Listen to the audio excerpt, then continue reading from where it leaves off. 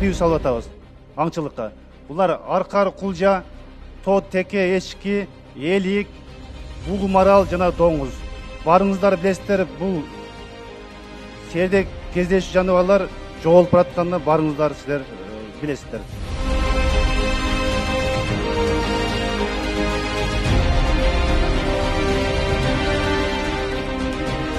Депутаттар жараткандын жаратылышын, жер суусун, жаныбарларын биз коргоп, кийинки муундарга беришибиз ар биздин милдетибиз. Кыргызстандын жер астында да, жер үстүндө байлыктар ошонун негизинде, ошондой эле ала тоону курчап турган жапайы жаныбарлар да биздин байлыгыбыз. Ушуну сактап, кийинки урпактарга бериш биздин милдетибиз. Ар бирибизде өзүңүздөрдүн бааңыңыздан бересиздер. Азыр муун алмашып атат.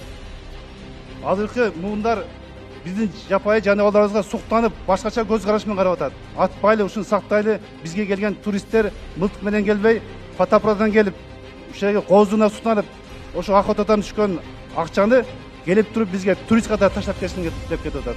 Ошондуктан башка мамлекеттерди салыштырбай, өзүбүздүн Кыргызстандын байлыгы үчүн, келечеги үчүн урматтуу депутаттар, ушул мыйзамды колдоп беришиңерди мен сурам келем.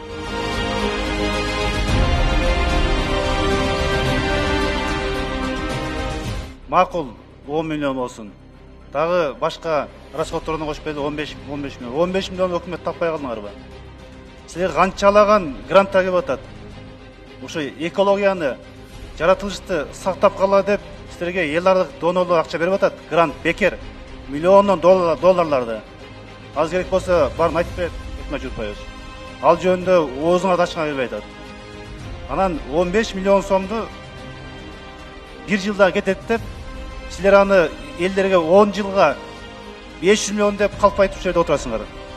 Өзүңөр түздөн түз кызыктырсыңар.